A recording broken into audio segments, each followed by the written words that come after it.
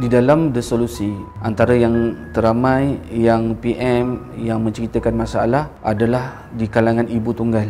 Ibu tunggal bermaksud isteri yang ditinggalkan suami, isteri yang telah berpisah dengan suami, isteri yang dia ada suami tapi suami mengabaikan dia hampir 6 bulan, setahun, ada 2 tahun, dibiarkan statusnya macam tu je. Jadi kebanyakan mereka ini menceritakan banyaknya masalah yang mereka hadapi, dan video ini adalah khas untuk mereka yang bergelar ibu tunggal. Baik, begini, tidak ada dalam kehidupan kita yang tak terlepas daripada Allah, yang tak terlepas daripada pandangan Allah, perhatian Allah. Semuanya, sama ada kita ini adalah orang yang baik, orang yang jahat, ataupun kita ni yang diuji, yang tak diuji, semuanya dalam perhatian Allah. Maka sebagai ibu tunggal, antara ujian yang paling besar dalam menjadi ibu tunggal ni adalah emosi. Mereka berdepan dengan emosi. Sebab apa? Seorang isteri, emosinya terisi adalah daripada suami. Sebab tu Allah memberikan suami kepada isteri supaya isteri boleh memberikan emosinya kepada suami. Dia rasa nak marah, dia rasa sayang, dia rasa cinta, dia rasa rindu, semuanya boleh dikongsi dengan suami, dilepaskan kepada suami. Tapi bila kita menjadi ibu tunggal, maka emosi tu dia bersarang dalam diri kita. Allahu Akbar. Sebab tu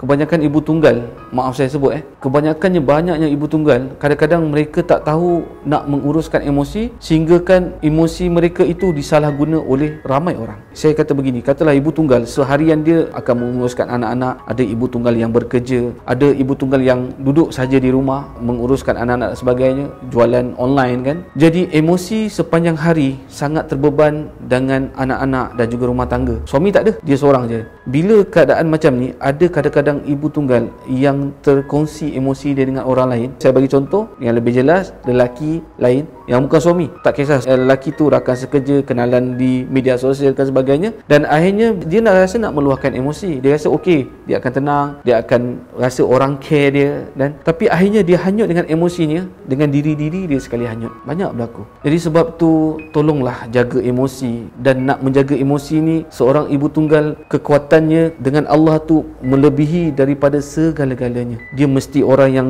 rajin membaca Al-Quran, dia mesti orang yang banyak mendengar zikir, dia adalah orang yang kena elakkan membaca benda-benda yang negatif supaya tak terganggu emosinya. Emosinya tak terganggu sekadar hanya kata hai apa khabar, sihat, tengah buat apa. Emosi dia nampak je macam, dia tengok dia macam tu, walaupun dia rasa sunyi, tapi dia boleh tepis benda tu dan dia boleh lawan emosi dalam diri dia dan menjadi diri dia. Ini pesanan yang pertama, tolonglah jaga emosi masing-masing, jaga emosi yang ada dalam diri supaya emosi kita tak disalahguna oleh orang lain yang nak rosakkan kita. Baik, yang kedua, pesanan untuk ibu tunggal. Bila mana dia menjadi ibu tunggal, maka dia ada beban kedua. Biasanya kalau ada suami, suami boleh bekerja, suami boleh kongsi banyak perkara, tapi bila dia menjadi ibu tunggal, semuanya pada dia. Maka sebab tu dia kena ada kawan yang baik, sebab tu dia kena ada bisnes, sebab tu kalau dia bekerja, dia mesti ada kerja yang baik dan sebagainya. Dia akan terbeban dengan beban kedua. Maka keadaan ini membuatkan sesiapa yang ada dekat sekeliling, kalau dia tahu kawan dia adalah ibu tunggal, support dia. Kalau dia ada adik-beradik yang ibu tunggal, tolonglah dia. Kalau dia tahu kawan dia ataupun siapa kenalan dia ke sepupu dia ibu tunggal, maka tolonglah dia. Kalau dia minta tolongan kita, tolonglah sebaik-baiknya supaya